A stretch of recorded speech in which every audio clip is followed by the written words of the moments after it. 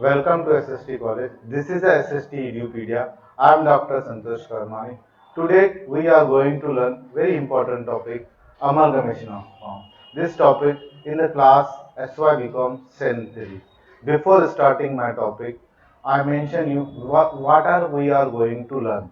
Meaning of the amalgamation form, objective of the amalgamation form, meaning of the purchase consideration and types of the purchase consideration. First, meaning. Meaning बताने से पहले मैं आपको बताना चाहूंगा amalgamation क्या होता है। एक एग्जांपल दूंगा, जैसे अमलगमेशन मींस क्या, कॉम्बिनेशन ऑफ टू फॉर्म। एक मैं कंपनी का एग्जांपल दूंगा, हीरो होंडा कंपनी पहले होती थी, अभी वो बाइफर्केशन हो गई है, होंडा कंपनी अलग हो गई है, हीरो कंपनी अलग हो गई है। देखो, होंडा ने अभी भी अपनी एक्टिवा चलाता है और हीरो ने अपनी मैस्ट्रो निकाली है, ये इनका अमलगमेशन अभी टूट गया है। बट आप देखोगे मारुति एंड सुजुकी, अभी भी इन लोग एक ही टाइप की गाड़ी बनाते हैं, Maruti and Suzuki. Maruti is a Indian company, Suzuki is Japanese company.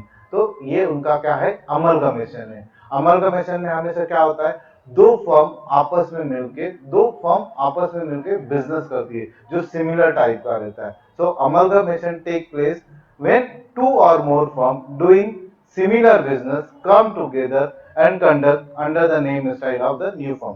For example जैसे मैंने मारुति और सुजुकी का दिया, मारुति इंडियन कंपनी है, सुजुकी जापानीज कंपनी है, दोनों ने मिला के कौन सा एक फॉर्म बना है, Maruti Suzuki. Amalgamation is the merger of business of two or more firm. Merger is the marriage of two firm doing the similar business. अभी मर्जर क्या होता है, एक फर्म दूसरे फर्म को टेक ओवर करती है। देखो इसमें बोला है वर्ड मैरिज, जैसे आप देखोगे कोई भी गर्ल शादी करके जाती है तो अपना वो सरनेम छोड़ देती है। तो मर्जर में क्या होता है, एक फर्म दूसरे फर्म को टेक ओवर करती है। जैसे फॉर एग्जांपल दे दूं, जैसे मुकेश अंबानी रिलायंस ने अभी बिग बाजार को टेक ओवर किया, तो अभी बिग बाजार की आइडेंटिटी कम हो जाएगी और वो क्या हो जाएगी, रिलायंस की वैसे ही हो जाएगी। जैसे मैंने अभी बोला, जैसे शादी करके लड़की जाती है अपने घर पे तो अपना सरनेम रह जाता है, अभी बाद में वो क्या करती है, अपने हस्बैंड का सरनेम यूज करती है। सेम टाइप मर्जर का है। After amalgamation the amalgamated firm lose their existence. मैंने अभी बताया अगर अमलगमेशन होता है तो अपनी एग्जिस्टिंग आईडी लूज करती है और न्यू आइडेंटिटी बनाती है। जैसे मारुति और सुजुकी का एग्जांपल दे दो, अभी न्यू फर्म के साथ चलती है Maruti and Suzuki. The old firm are called the amalgamation firm. मतलब ओल्ड फर्म मतलब क्या, जो जूनियर, मारुति और सुजुकी दोनों ओल्ड फर्म है तो उसको हम क्या बोलते हैं, amalgamation firm. And the new firm is called amalgamating firm. जो नई फर्म बनी है, जैसे मारुति एंड सुजुकी बनी है न्यू नाम से, तो उसको हम क्या बोलेंगे, न्यू फर्म बोलेंगे। अभी अमलगमेशन किस किस में होता है, amalgamation of the comprises following, amalgamation of two or more existing partnership firm into the new partnership firm। दो, अभी पार्टनरशिप क्या होता है, एक से ज्यादा मेंबर रहते हैं उसको हम पार्टनरशिप बोलते हैं। मतलब दो पार्टनरशिप फर्म मिलकर भी अमलगमेशन कर सकते हैं। Amalgamation of one more existing partnership and one more sole trading concern into the new partnership। एक सोल ट्रेडर रहेगा, एक पार्टनरशिप रहेगा, तो भी वो आपस में अमलगमेशन करते हैं। Amalgamation of two more sole trading concern and form the partnership firm. जैसे दो सोल ट्रेडर है तो वो क्या कर सकते हैं, अपना अमलगमेशन कर सकते हैं। इन शॉर्ट, पार्टनरशिप में भी, पार्टनरशिप फॉर्म में भी दो पार्टनरशिप फॉर्म मिलके भी अमलगमेशन कर सकते हैं, दो सोल ट्रेडर फॉर्म मिलके भी अपना पार्टनरशिप कर सकते हैं, अमलगमेशन कर सकते हैं, और एक पार्टनरशिप एक सोल ट्रेडिंग मिलके भी अमलगमेशन कर सकते हैं। Objective of the amalgamation, amalgamation का ऑब्जेक्टिव क्या है, to avoid the cut throat competition among the firm. देखो मारुति और सुजुकी दोनों अलग अलग कार बना के बेचती थी, आपस में ही कंपटीशन करते थे। अभी दोनों एक हो गए तो उनका कंपटीशन कम हो गया। अभी कट थ्रोट कंपटीशन था, जो मेन कंपटीशन था आपस में कम हो गया, लेकिन वो भी दूसरे फॉरेन मार्केट से भी अपनी कॉम्पिटिट कर सकती है, कर सकते हैं। The enlarge of the size of the firm, but naturally अगर दो फर्म कंबाइन होती है तो उनका बिजनेस का साइज क्या हो जाएगा, इंक्रीज हो जाएगा। To introduce better management practice, man power, man skill, management skill आपस में मिलेंगे तो मैनेजमेंट प्रैक्टिस बहुत अच्छी ही होती है। To increase the productivity and profitability of the firm, दो अमलगमेशन फर्म हुए तो मतलब क्या होगा, उनका प्रोडक्शन बढ़ेगा, प्रोडक्शन बढ़ेगा तो सेल बढ़ेगा, सेल बढ़ेगा तो ऑटोमेटिकली क्या होगा, प्रॉफिट भी बढ़ेगा। To establish the financial stability, again most important objective this is the, जो उनका फाइनेंस चाहिए, उनको कैपिटल रिक्वायरमेंट चाहिए बिजनेस इनलार्ज करने के लिए, उनका फाइनेंशियल बढ़ जाएगा और उनके पास एक फाइनेंशियल स्टेबिलिटी आती है।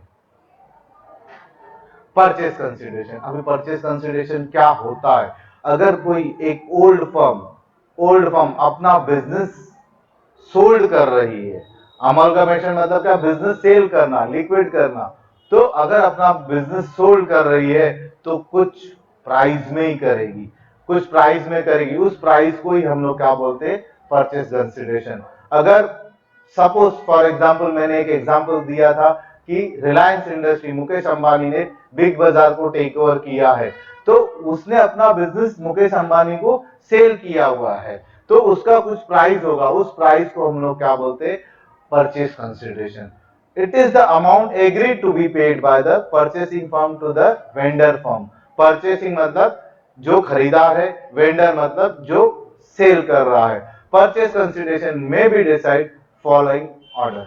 परचेज कंसिडरेशन के तीन मेथड है कैलकुलेशन करने के, net asset method, lump sum method and net payment method.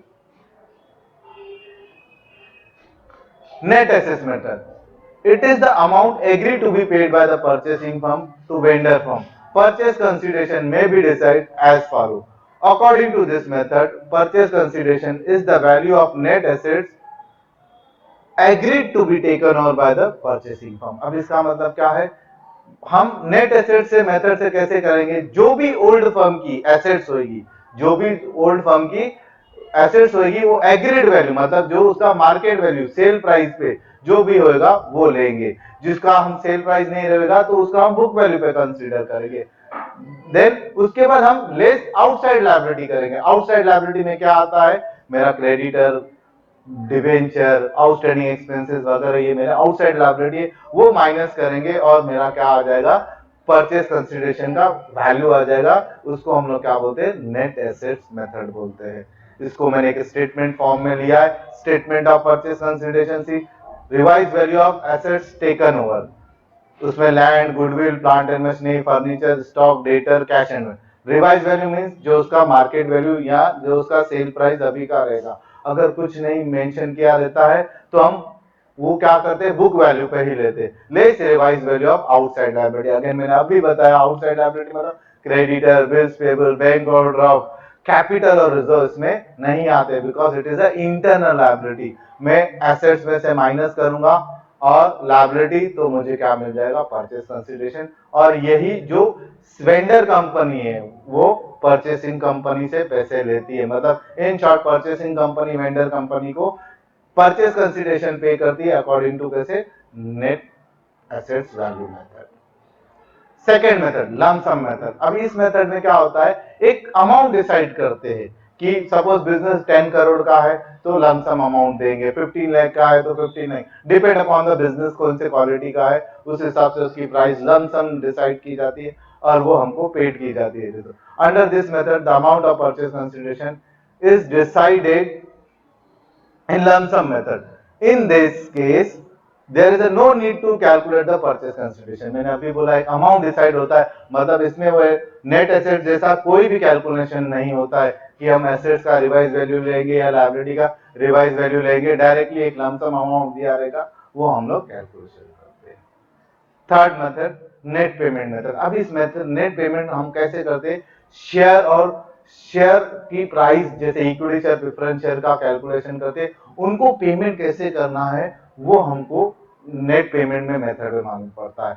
जैसे एसवाई बीकॉम सेम 3 में आपको ये नेट पेमेंट नहीं है, बट आप conversion of partnership of into company करेंगे, उधर थोड़ा नेट पेमेंट यूज होता है। But when you come to the TY BCom sem 5, उधर आपको अमलगमेशन और भी ज्यादा डिटेल में सीखने मिलेगा, उधर नेट पेमेंट यूज होता है। In net payment method we calculate purchase consideration how much amount paid to the equity share holder and preference share holder. देखो मेरे नोट में लिखा हुआ है this method use in the amalgamation of the company. हम अभी इधर क्या करें, एसवाई में अमलगमेशन ऑफ फर्म करें, जब आप टीवाई में पहुंच जाओगे तो उधर अमलगमेशन ऑफ कंपनी करोगे।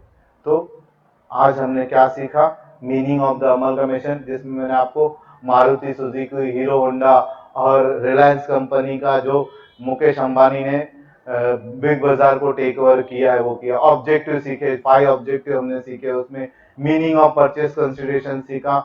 जो मीनिंग ऑफ परचेस कंसिडरेशन में हमने क्या सीखा, जो वेंडर कंपनी है वो किस किस अमाउंट में अपना, किस वैल्यू में अपना बिजनेस होल्ड करती है, तो परचेसिंग कंपनी उसको उतना अमाउंट पेड करती है। Then types of purchase consideration, इसमें हमने 3 टाइप्स सीखे, हमारा नेट एसेस method, lump sum method and net payment method.